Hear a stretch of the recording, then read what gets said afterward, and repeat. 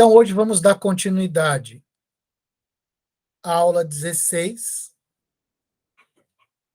E um assunto importante da aula é esse: restrições e extensões de problemas. Isso vai nos fornecer uma nova ferramenta para provar que alguns problemas são NP completos. Uma ferramenta mais simples do que usar uma transformação polinomial. Vamos ver como é que isso funciona. Vamos supor que eu tenho aqui dois problemas de decisão. O π, com o seu domínio de instâncias de entrada aqui D, e a sua questão Q. E um problema π', com seu domínio D', e a sua questão Q'.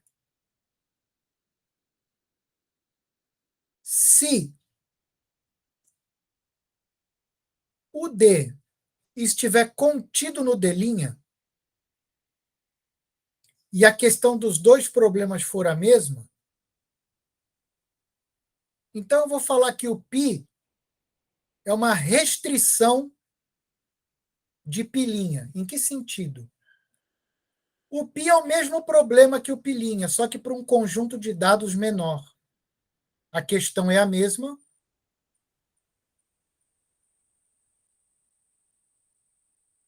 Só que o domínio do problema é menor, está contido no domínio do outro. Então, por exemplo, eu poderia pensar no seguinte problema.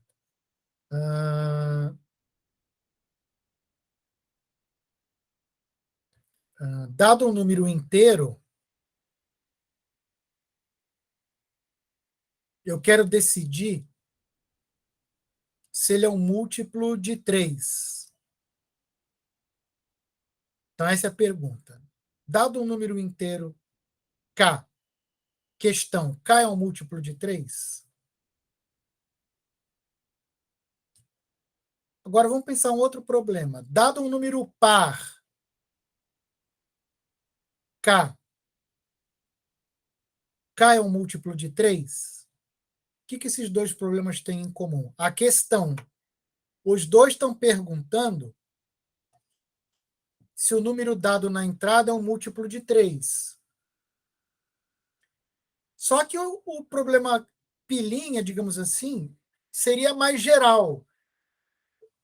A entrada é um número inteiro qualquer. No problema π, a entrada é um número par. Ora, o conjunto dos pares está contido no conjunto de todos os números inteiros. Né? Podemos considerar os naturais.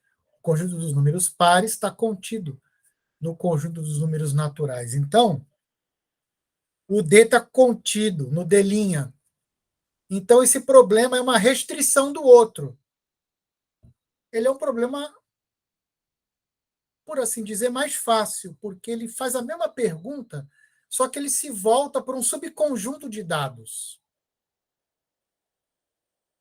Tá? E, naturalmente, se o π é uma restrição de π', então o π' é uma extensão de π.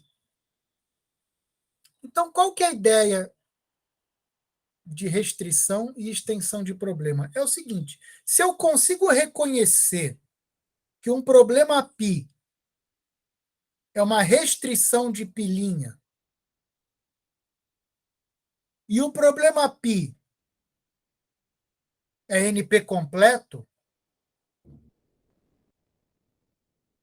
o que eu concluo? Que o π' também vai ser NP completo, porque uma restrição dele, ou seja, um problema mais fácil, já é difícil, já é NP completo. Então, essa é a ideia, pessoal. Olha só. Sejam π e π' problemas tais que π é uma restrição de π'. Então, se o π é NP completo, tá? Então o π' vai ser NP difícil. Se o π' tiver em NP, também vai ser NP completo também. Então, a ideia é que eu posso transformar o π no π' da maneira mais simples possível. basta usar a função identidade. Aqui eu tenho o problema π com domínio D. Aqui eu tenho o problema π' com um domínio D'. Aí basta pegar uma entrada de... Toda entrada de π também é uma entrada de π', porque o D está contido no D'. Então, para transformar o problema π no problema π', basta usar a função identidade. Eu transformo esse problema nesse, copiando a entrada dele aqui, de tal modo que a resposta desse é sim, C e somente C, a resposta desse é sim, porque a questão é a mesma. Certo? Então, é uma transformação de um problema no outro trivial. Uma transformação trivial, não tem que fazer nada de extraordinário. A gente viu na aula 15 como foi complicado converter, né, um circuito do problema circuit-sat numa fórmula 3-sat. Foi uma transformação bem elaborada. Mas se o problema π é uma restrição do π', basta usar a função identidade. Então, a gente vai ter que, se a resposta aqui do π' for sim, é claro que a resposta daqui é sim, porque a entrada é a mesma e a questão é a mesma. E se a resposta daqui for não, é claro que a resposta daqui é não. Então, se o π já é NP completo, esse aqui também vai ser, se tiver em NP, né? No mínimo, ele é NP difícil. Se tiver em NP, também vai ser NP completo. Então, se a restrição é difícil, a extensão vai ser difícil. Não tem como a extensão ser mais fácil, porque a extensão se volta para um conjunto de entrada de dados maior. Os dados estão em mais variedade. Certo? Então, o π' é NP difícil. E, por outro lado, você tem o reverso da moeda. Se o π' é restrição de π e o π', que é a extensão, admite algoritmo polinomial, então o π também admite.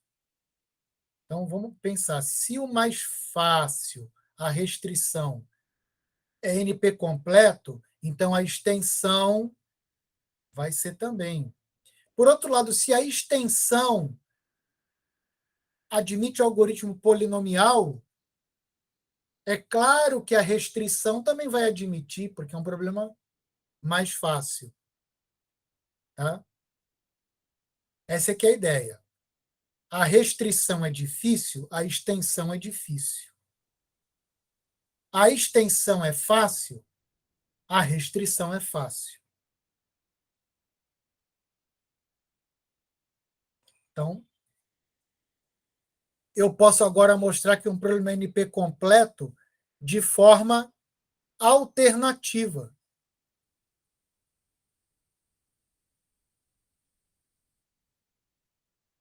Então, por exemplo,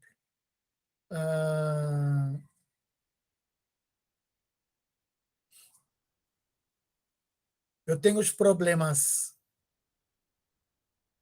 Vocês vão ter que argumentar isso na AV1. Eu tenho o problema SAT e o problema 3-SAT. O problema SAT tem cláusulas mais gerais. O problema 3-SAT é para um subconjunto de cláusulas especiais. Então, se vocês pegarem a definição dos problemas 3-SAT e SAT, que eu pedi para vocês verificarem na AV1, então vocês vão ver que um vai ser restrição e o outro vai ser uma extensão. E aí, que conclusão vocês vão poder tirar disso? Então, esse é um exemplo. E na própria AV1, vocês vão ter mais um exemplo disso, de usar essa técnica da restrição. E aí, para você argumentar, basta dizer isso. Olha, esse problema é uma restrição do outro. E ele é NP completo. Logo, o pilinha vai ser NP completo também, desde que esteja em NP. Tá?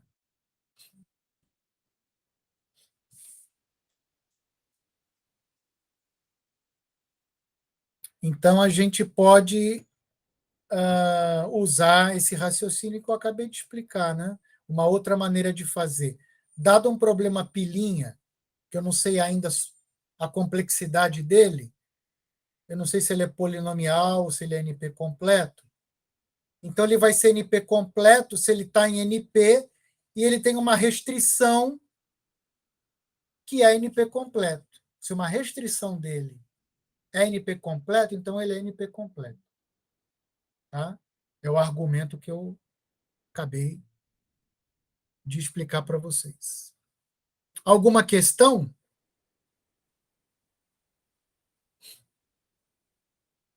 Por enquanto, tranquilo. Tudo tranquilo? Então, é uma ferramenta útil isso aqui para vocês, tá? Muito bem. E agora vamos passar para um problema importantíssimo, que é o problema 3 coloração. O que é o problema 3 coloração? Dado um grafo, eu quero colorir os vértices com 3 cores, por exemplo, verde, branco, verde e vermelho. Tá? De modo que vértices vizinhos não tenham a mesma cor. Então, se eu pintei um vértice de branco, os vizinhos dele só vão poder ser verdes ou vermelhos. Então, eu não posso ter 2 verdes vizinhos, nem 2 brancos vizinhos, nem 2 vermelhos vizinhos. Esse é o 3 coloração. Então, aparentemente, é um problema fácil. Se você pensasse assim, antes dessa aula, é um problema fácil. Poxa, você me dá um grafo. Os vértices são suas bolinhas para colorir. Aí você me dá 3 canetinhas com 3 cores. E aí você só me pergunta, dá para pintar essas bolinhas com essas 3 canetinhas, de modo que bolinhas vizinhas, ligadas por linha, não tenham a mesma cor? Acho que, poxa, isso parece ser fácil, por tentativa e erro ali, você vai tentando as cores, aí você responde se pode, se não pode. Só que não tem um algoritmo fácil para resolver esse problema. Esse problema é NP completo. Em contraste, o problema 2 coloração, ele está em P. Talvez o Luiz Felipe já tenha falado isso para vocês. É um problema mais fácil. Dado um grafo, eu quero saber se eu posso pintar os vértices de branco e verde, de modo que vértices vizinhos não tenham a mesma cor. Esse é o problema 2 coloração. Esse dá para você resolver em tempo linear. Tempo polinomial. É mais que polinomial, né? Quer dizer, não é mais que polinomial. Inclusive, tempo linear. É um polinômio de grau 1, no tamanho do grafo. E atenção, 2 coloração não é uma restrição de 3 coloração. Não é. Porque a pergunta dos dois é diferente. No 3 coloração, eu pergunto se dá para pintar com 3 cores. No 2 coloração, eu pergunto se dá para pintar com 2 cores. Então, a pergunta não é a mesma. Então, 2 coloração não é uma restrição de 3 coloração. A restrição é no conjunto dos dados. Nunca tem a ver com a pergunta. A pergunta tem que ser a mesma. Então, aqui a gente vai mostrar... professor, e se fosse, aí ele seria, o 3 coloração seria um problema em P, né? Se fosse restrição, ou não? Se o 2 coloração fosse restrição do 3 coloração. Se o 2 coloração fosse restrição do 3 coloração, você não poderia afirmar nada. Por quê? Porque o 2 coloração está em P. O mais fácil está em P. Isso É verdade. Não quer dizer que o mais difícil vai estar em P também. É o contrário, né? Nem que vai ser NP completo, é o contrário, exatamente. Entendi. Tá? Isso mesmo. Então vamos agora provar que 3 coloração é NP completo. E a redução, bom, antes da redução, eu tenho que provar que o problema está em NP. O que quer dizer que o problema está em NP? Recapitulando, que eu consigo verificar que uma solução é sim em tempo polinomial. Tá? Que uma instância da resposta sim em tempo polinomial.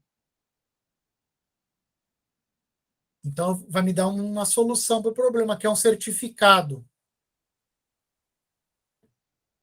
Né? Então, para provar que 3 coloração está em NP, eu tenho que verificar em tempo polinomial. Verificar a solução sim em tempo polinomial. Aí, para fazer isso, basta o cara me dar um certificado. Ele me diz, olha, a resposta desse problema para esse grafo é sim. Está aqui o certificado. Aí eu sou capaz de fazer um algoritmo que verifica que a solução, a resposta realmente é sim, em tempo polinomial? Claro, é muito fácil, né? Basta você pegar todos os pares de vértices e verificar se eles são vizinhos e, se forem, se eles estão com cores diferentes. Porque quando uma pessoa fala que a resposta é sim, ela tem que te dar um certificado, que é uma coloração que presumivelmente te dá a resposta sim. Então, você é capaz de fazer um algoritmo que verifica que a resposta está ok? Sim, eu pego todos os pares de nós, vejo se são vizinhos e se são, vejo se estão com cores diferentes. Isso eu faço em tempo do número de arestas do grafo. Para cada aresta, eu vejo se os extremos da aresta estão com cores diferentes. Então, 3 coloração está em NP. Eu consigo verificar em tempo polinomial. O que eu não consegui até hoje é resolver em tempo polinomial. Então, recapitulando, se um oráculo me disser que a resposta para aquele grafo é sim e me der o certificado, eu consigo verificar que o oráculo me deu uma 3 coloração rapidamente. Eu faço um algoritmo de verificação de solução muito rápido. Mas eu não consigo resolver. Achar a 3 coloração, se tiver, é outro problema. Então, vocês têm que entender a diferença entre algoritmo que resolve e algoritmo que verifica. Então, a classe NP é a classe dos problemas que apresentam algoritmos polinomiais de verificação. E a classe P, aí a classe P já é a classe dos problemas que apresentam algoritmos que solucionam o problema em tempo polinomial. Mas se eu soluciono o problema em tempo polinomial, com maioria de razão, eu também verifico em tempo polinomial. Por isso que todo problema em P está em NP. Que resolver em tempo polinomial implica em saber verificar em tempo polinomial. Agora, saber verificar em tempo polinomial não quer dizer que eu saiba resolver. Então, a classe NP, aparentemente, ela é maior do que a classe P. Tá? Isso tudo é recapitulação.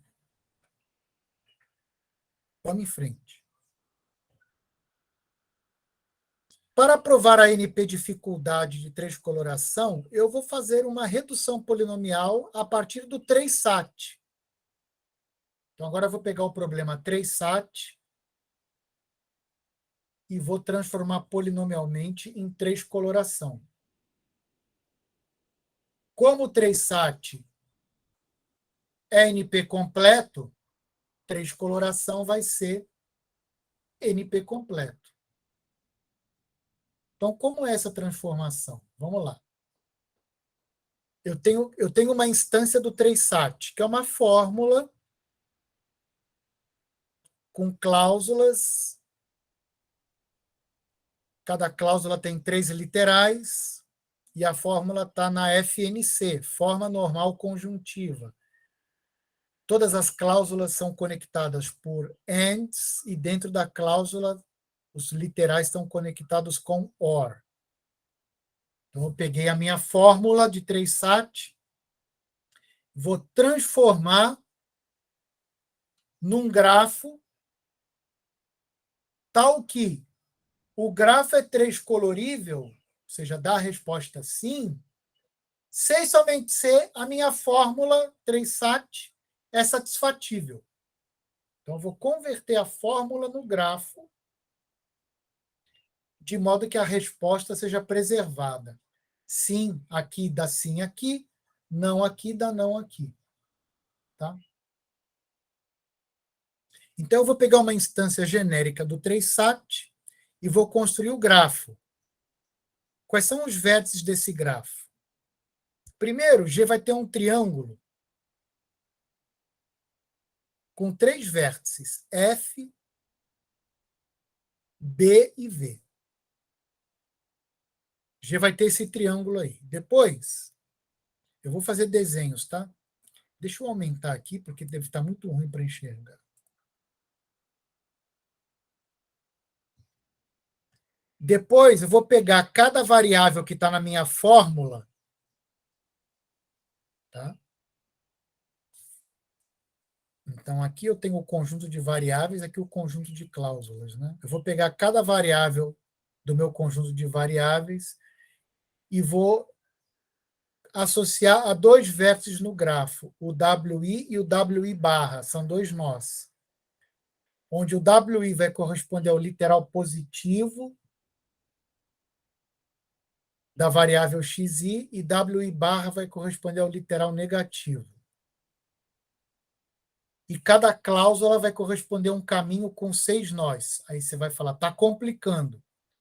Então, já vou fazer um desenho. Tá?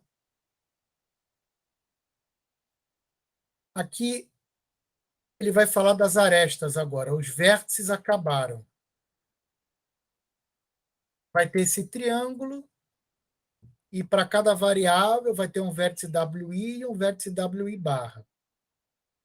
E vai ter mais nós ainda. Cada cláusula vai estar associada a um caminho com 6 nós.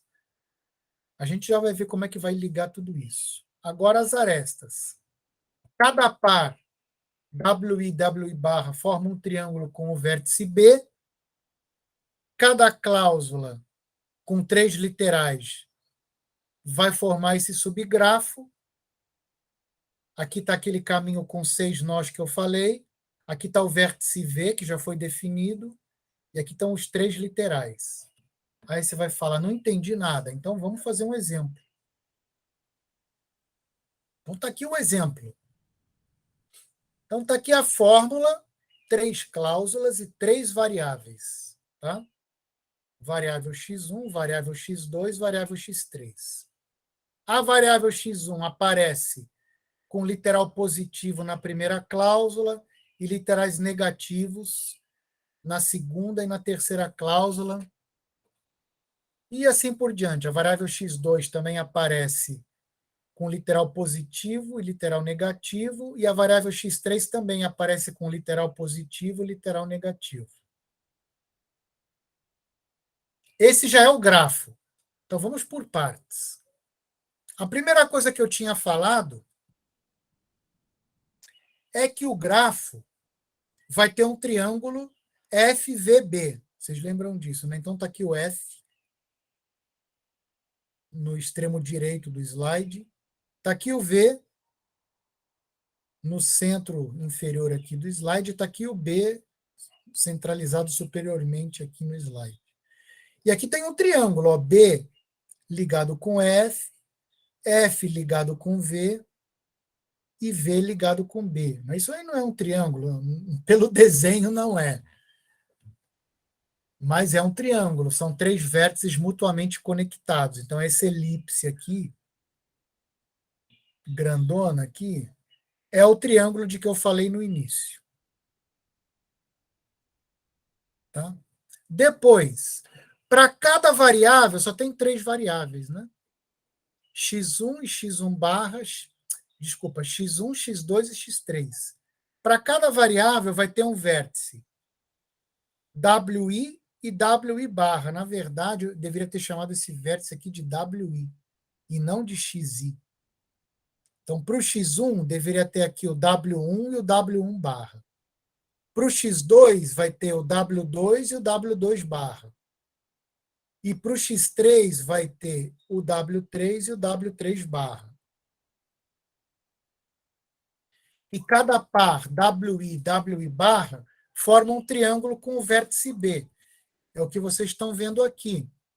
O W1 e o W1 barra fazem um triângulo com o B. Vendo? O W2 e o W2 barra também fazem o triângulo com o B. E o W3 e o W3 barra também fazem triângulo com o B. Então, muitos elementos aqui já foram, né? O triângulo BVF, BFV, e os triângulos WI, WI barra B. São 3. 2, 3. Agora eu falei que cada cláusula ia ter um P6, de fato. Aqui para a primeira cláusula, tem aqui esse caminho com 6 nós. Isso aqui é o da primeira cláusula.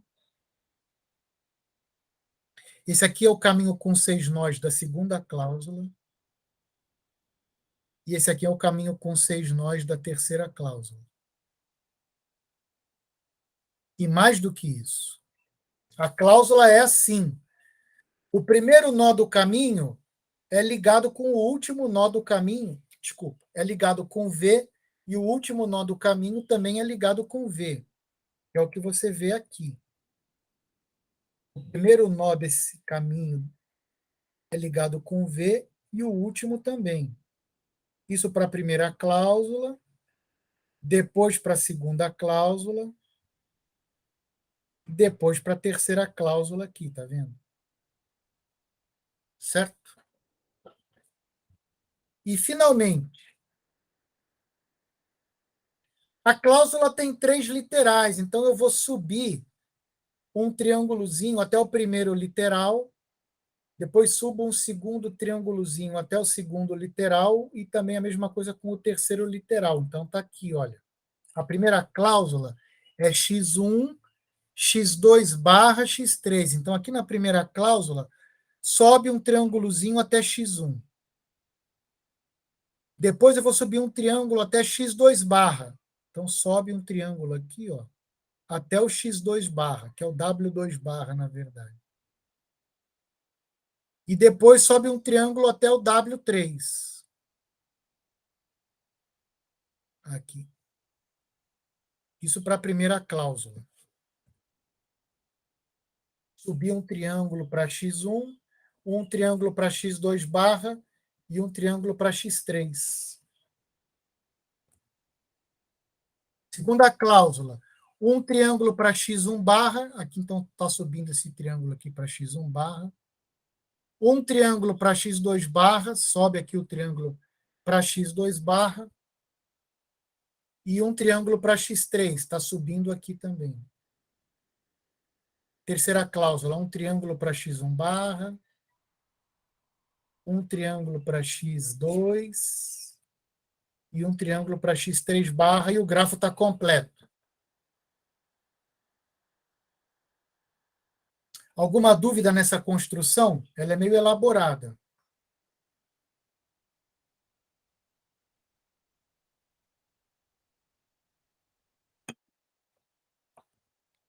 Tá tranquilo, pessoal?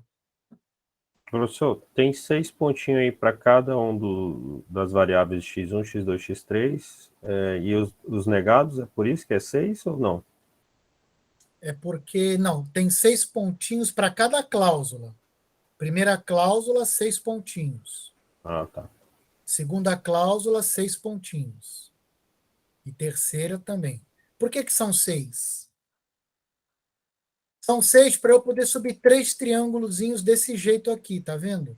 Para cada cláusula. Então, a primeira cláusula é x1, x2 barra x3, aqui nesses 6 pontinhos, sobe o primeiro triângulo para x1, sobe o segundo triângulo para x2 barra, sobe o terceiro triângulo para x3. Entendeu? É isso. Ok, entendi, professor. Mais alguma dúvida, pessoal? Beleza, agora o que está faltando fazer? Está faltando fazer o seguinte: se a fórmula for satisfatível, esse grafo vai ter 3 coloração. Por outro lado, se esse grafo tiver 3 coloração, a fórmula é satisfatível. Então vamos fazer isso. G é 3 colorível, C e somente C, a fórmula é satisfatível. Então, a primeira parte é o seguinte: suponha que G é 3 colorível. Então, ele está colorido com as cores verde, V, fúcsia, F e branco, B. Eu acho que o Luiz Felipe ele torce para o Fluminense, hein? Porque ele escolheu essas 3 cores aqui: verde, vinho. Fúcsia é vinho, né? Meio vinho, meio. E branco. Deve ser, professor. Deve ser. Tudo bem, eu aceito. Então vamos lá. Então o G está colorido com essas 3 cores.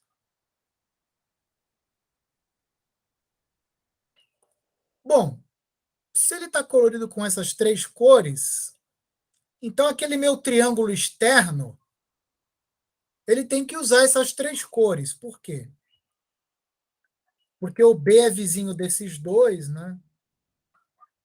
Eu só tenho 3 cores, então cada nó desse triângulo tem que usar uma cor. Então, você pode assumir sem perda de generalidade que esse cara está pintado com branco, esse cara está pintado com o fúcsia e esse cara está pintado com o verde. Aí você vai me dizer, mas como é que você sabe? Tudo bem, está assumindo que o grafo é 3 colorível. Como é que você sabe que esse cara está pintado com branco, esse está com o fúcsia, esse está com o verde? Por causa do seguinte, pessoal, se esse cara não tiver branco, tiver verde, por exemplo, o que eu faço? Fala que o branco é verde, que o verde é branco. Entendeu? Você troca as cores. Continua dando a mesma 3 coloração. Então, se você tem uma 3 coloração e todos os vértices que são brancos você pinta de verde, e todos os vértices que são verdes você pinta de branco, você trocou as cores e manteve a 3 coloração. Então, você pode assumir, sem perda de generalidade, que esse vértice é branco. Se o grafo está 3 colorível, que esse vértice é branco, esse vértice é fúcsia e esse vértice é verde. Beleza? Se não tiver, você troca as cores da coloração. Tá?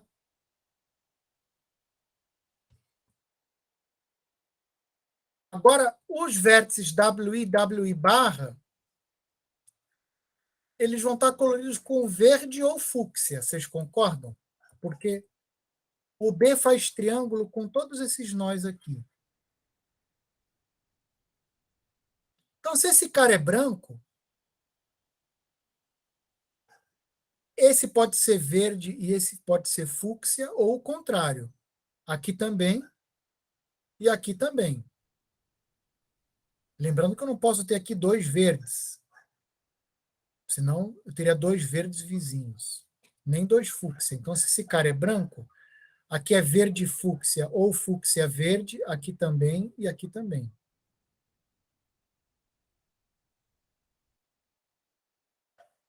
Agora, o que eu tenho que provar? Que a fórmula é satisfatível. Então, eu vou fazer o seguinte.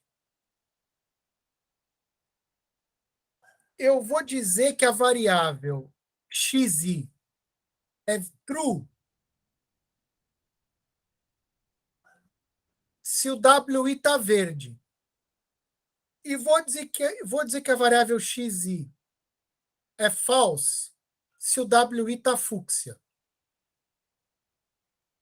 É muito fácil. Então, eu olho aqui para esse nó. Se ele tiver verde, eu vou dizer que o x1 é verdadeiro. E se ele tiver fúcsia, eu vou dizer que o x1 é falso.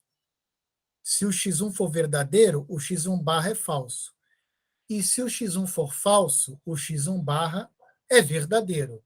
Tá? Então, é isso que eu estou fazendo. Se o vértice é verde, se o WI é verde, a variável, o literal xi é true. E se o WI é fúcsia, eu vou dizer que o xi é falso. O literal associado é falso. Tá?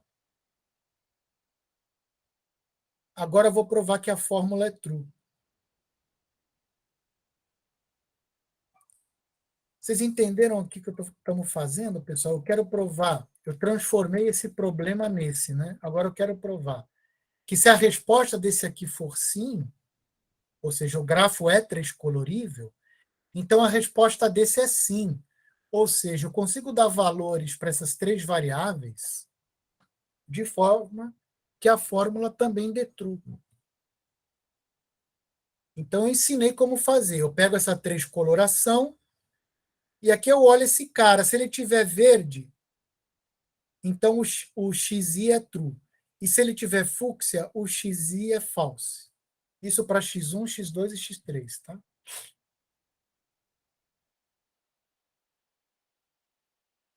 Agora eu vou provar que é a fórmula da true, da verdade. Suponha que não. Vamos fazer uma demonstração por contradição. Suponha que essa atribuição que eu fiz não satisfaça a fórmula. Tá? Então, nesse caso, vai ter uma cláusula onde todo literal é falso. Vocês concordam? Todo literal daquela cláusula vai ser falso. O grafo é três-colorível, você me mostrou como dar uma atribuição de verdade. Agora eu quero provar que a fórmula é verdadeira. Então, toda cláusula tem que ser verdadeira.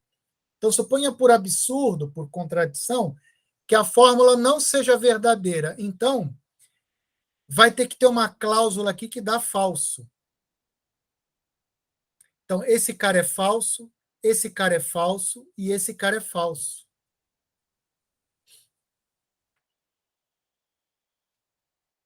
Certo? O que vai acontecer? Se esse cara é falso, vamos supor que a cláusula 2 é toda falsa. Se ela deu toda falsa, então o x1 barra é falso. Então, olha aqui a cláusula 2, ela está aqui. Então, o x1 barra aqui é falso. Então, ele é fúcsia. O x2 barra também é falso. Então, ele também é fúcsia. E o x3 é falso. Então, subindo aqui, o x3 também é fúcsia. Porque a gente disse que onde tiver verde, você põe verdadeiro. Onde tiver fúcsia, você põe falso. Se isso não satisfizer a fórmula, tem uma cláusula toda falsa.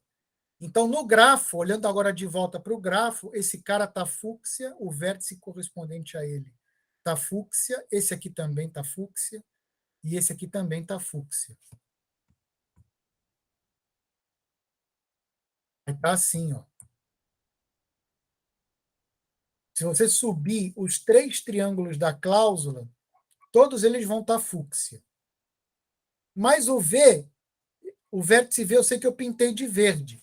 E o grafo é 3 colorível. Então, vamos lá, pessoal.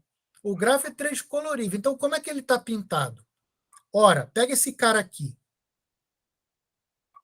Ele tem um vizinho verde e um vizinho fúcsia. Qual é a cor dele, então? Branco. Então, pintei ele de branco aqui. Agora, olha esse cara. Ele tem um vizinho fúcsia e um vizinho branco. Então, ele está com verde. Agora, olha esse cara. Ele tem um vizinho verde e um fúcsia. Então, ele tem que estar branco. Agora, olha esse cara. Ele tem que estar verde. Porque ele tem um vizinho fúcsia e um branco. Agora, olha esse. Ele está branco. Porque ele tem um vizinho fúcsia e um verde. Agora, olha o último. Esse cara aqui, ele não existe. Porque ele tem um vizinho fúcsia, um vizinho branco e um vizinho verde. Então, qual é a cor dele no grafo? Contradição. Você não falou que o grafo era 3 colorível? Falei. Então, esse vértice aqui, ele está sem cor. Você não coloriu esse vértice. Então, recapitulando. Vou voltar para explicar novamente o que foi feito.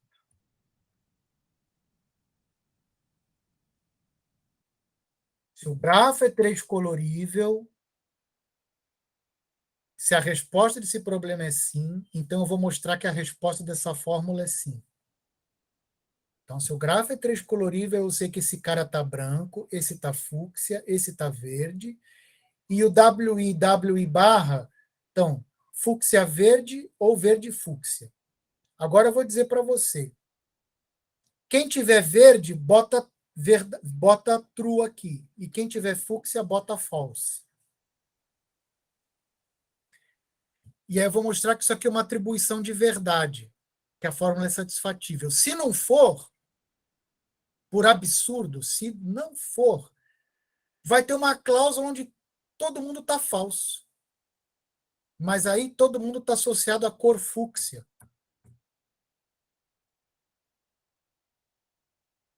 Os 3 literais da cláusula vão estar fúcsia, porque os 3 vão estar falsos. Eu não vou. Então o grafo não era 3 colorível. Esse vértice aqui não tem cor. Então a fórmula tem que ser satisfatível, porque se ela não for, o grafo não era 3 colorível, absurdo. Ele não estava pintado direito. Então a fórmula tem que ser satisfatível desse jeito que eu falei. Não dá para ela não ser. Não tem como ela não ser satisfatível.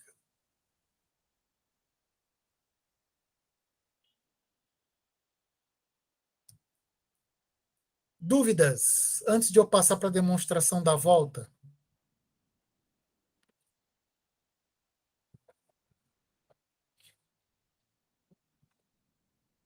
Tá tranquilo? Não, não, tranquilo, não. A gente vai indo. Mas os passos da demonstração deu para você acompanhar? Deu. Então, a minha sugestão é o seguinte: você depois Rever. porque você vai ter que explicar isso na Aveon direitinho. Como é que foi feito isso? Tá?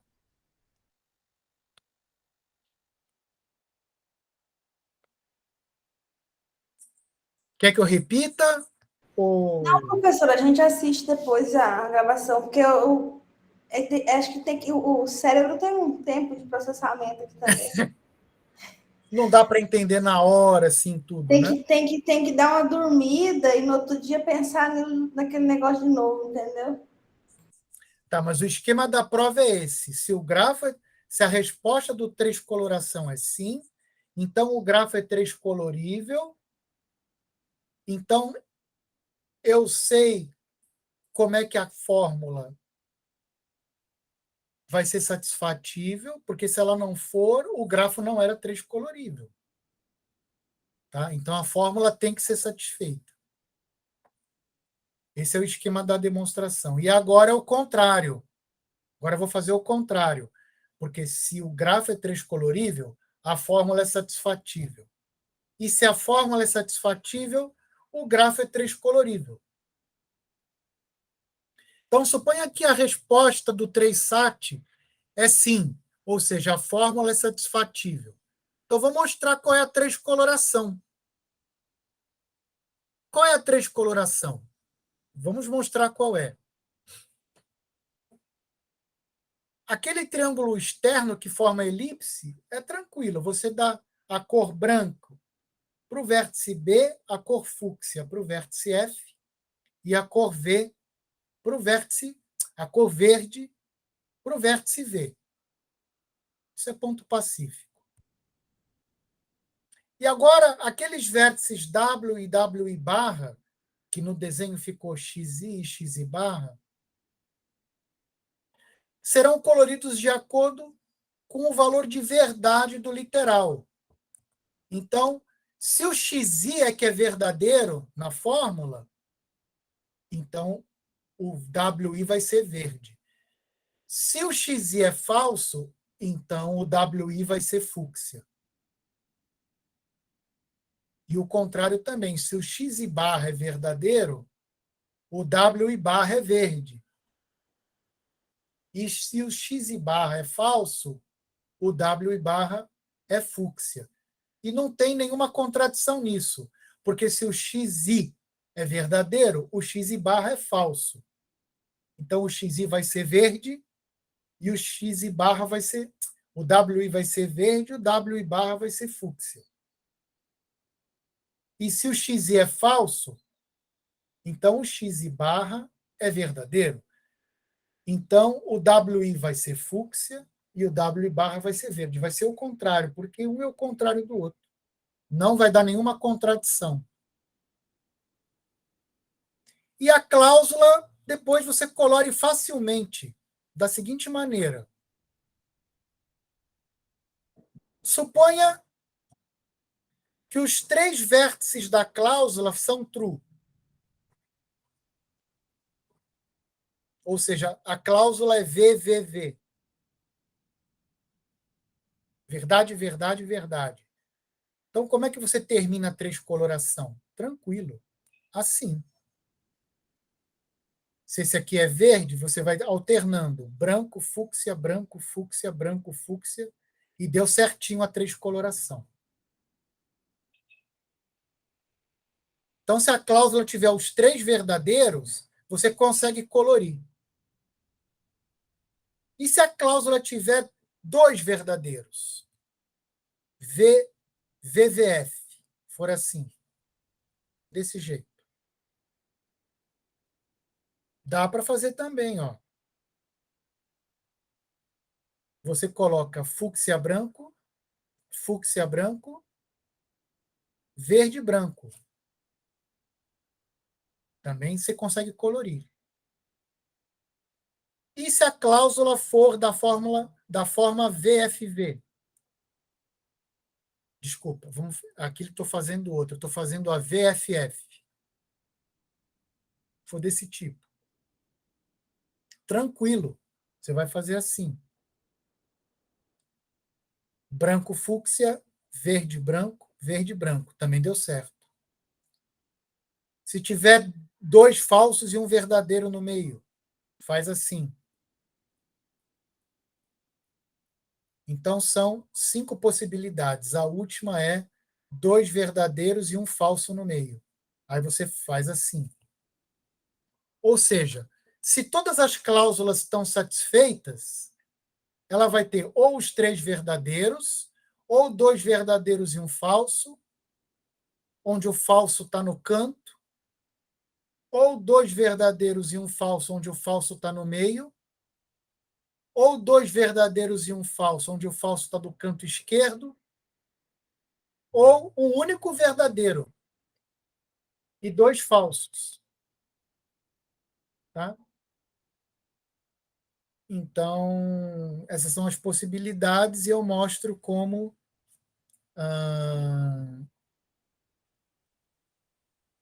como você faz? Eu acho que faltou nesse esquema aí o falso, verdadeiro no meio e falso. Deixa eu ver. Não, não faltou. Faltou escrever aqui, deixa eu ver. Quantas configurações eu tenho? Vamos ver. Primeira, VVV. Segunda, terceira, mostrei. Quarta, mostrei. Quinta, mostrei. 5 possibilidades só.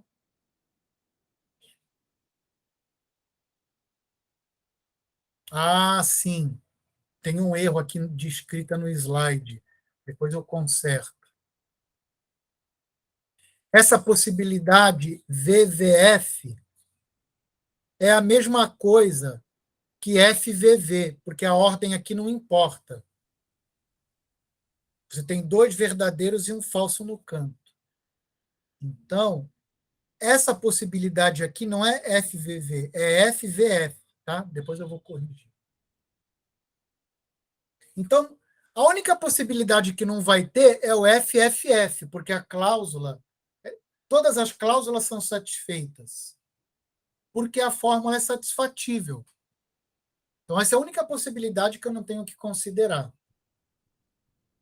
Todas as outras possibilidades, dado que a fórmula é satisfatível, vão me levar a fazer a transcoloração de G facilmente. Então, se a fórmula é satisfatível, o 3SAT deu resposta sim. Isso implicou que o 3coloração também vai dar a resposta sim, porque eu sei colorir o grafo, não importa qual seja a configuração das cláusulas, desde que todas sejam satisfatíveis. E assim eu provei a volta do teorema.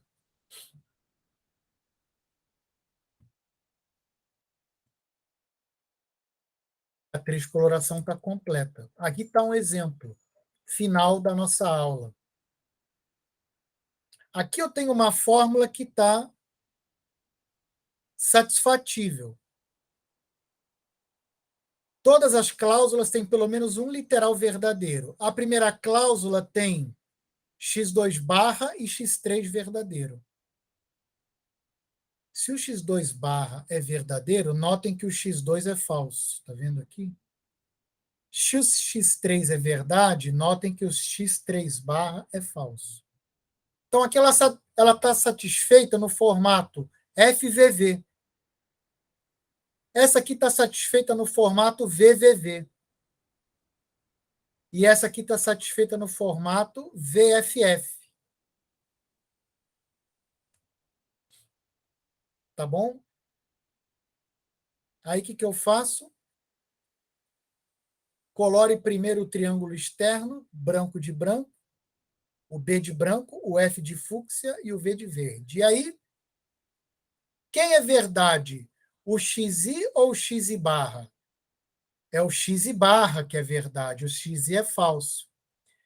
Então, o W1 fica fúcsia e o W1 barra fica verde. Quem é verdadeiro? O X2 ou o X2 barra? O X2 barra. Então, de novo, o W2 barra é verde e o W2 é fúcsia. Finalmente, quem é verdadeiro, X3 ou X3 barra? É o X3. Então, aqui é o X3 que é verde. O W3, desculpe.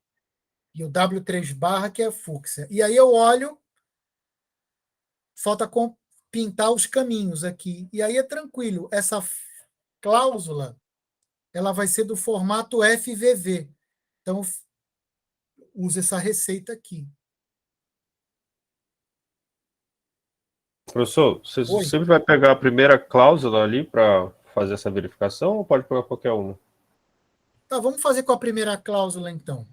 Não, a ideia, a pergunta era se essa formato que você mostrou agora, tipo, botou o x1 como falso. Foi por causa da primeira cláusula, né? Se eu pegasse a segunda cláusula, também daria certo? Na verdade, eu estou provando que o 3SAT dá a resposta sim, não é? Aham. Então, eu estou te mostrando uma fórmula que é satisfatível. Então, toda cláusula tem que dar verdadeira, tá? Ah, E aí eu tá. estou mostrando um exemplo de como isso poderia ser feito. Isso aí é só um exemplo. Pode ter outras atribuições. Vamos ver aqui. Eu poderia ter um outro circuito com 3 cláusulas, mas, por exemplo, em vez de ter x1 na primeira cláusula ali que não é barrado, x1 barrado na segunda e x1 não barrado na terceira. Eu posso mudar e ainda assim conseguir fazer o 3 coloração. Qualquer fórmula que você... Exatamente. Qualquer fórmula que você pegar, desde que ela seja satisfeita, que tem algumas que não são, né? Você concorda comigo? Sim. Algumas não vão dar E certo. não vão dar verdadeiro nas cláusulas, né? Vai dar falso. Você vai fazer todo tipo de atribuição aqui e não vai conseguir fazer. Por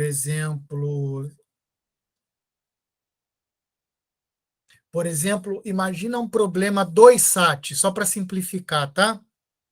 Só tem x1 e x2, tá bom? Aí na primeira cláusula você colocaria x1 ou x2. Na segunda, x1 ou x2 barra. Na terceira, x1 barra ou x2. E na quarta, x2 barra ou x1 barra. Ou seja, você faz todas as possibilidades. Então, não importa qual seja a atribuição de verdade, uma das cláusulas vai dar falsa. Não tem jeito. Então, você não vai conseguir satisfazer nunca aquela fórmula. Então, estou te dando um exemplo de uma fórmula que não vai dar para você satisfazer, não importa o valor que você dê para x1, para x2, para x3, não importa. Essa cláusula aqui, ela é satisfatível. Então, se a cláusula for satisfatível, esse grafo vai ser 3 colorível, com toda certeza. Tá? Então, isso aqui é só um exemplo. Se a resposta aqui der sim, o grafo vai dar a resposta sim também, vai ter 3 coloração. Não sei se eu respondi sua dúvida. Respondeu, professor. Obrigado. Agora, tem um problema. Se eu mudar a fórmula, muda o grafo, você concorda? Cada fórmula vai ter seu grafo. Tá? É isso. Aí, só para concluir, essa cláusula aqui, por exemplo, ela é VVV. Aí você olha aqui para a segunda cláusula. O primeiro triângulo subiu para verde, tá vendo? O x1 barra, ó, tá aqui. O segundo subiu para x2 barra, também tá verde. E o terceiro subiu para x3, que também está verde. Então, é uma cláusula no formato VVV. Aí você volta aqui, é o formato VVV, onde os 3 lá de cima estão V. Como o vértice V também está verde, aí você colore assim. Então, você vai seguir essa receita para colorir essas cláusulas aqui. Tá? E aí, então, você vai mostrar que se a fórmula for satisfatível, o grafo é 3 colorível. Mais alguma dúvida, pessoal, sobre esse exemplo? Depois em casa, com calma, vocês refazem esse exemplo, tá? Eu não quis entrar na aula 17 para não ir muito depressa, tá? Vamos deixar a aula 17. A gente está dentro do cronograma sem problema. Então, na próxima aula, nós vamos ter a aula 17. Então, eu vou encerrar a gravação, só um momento.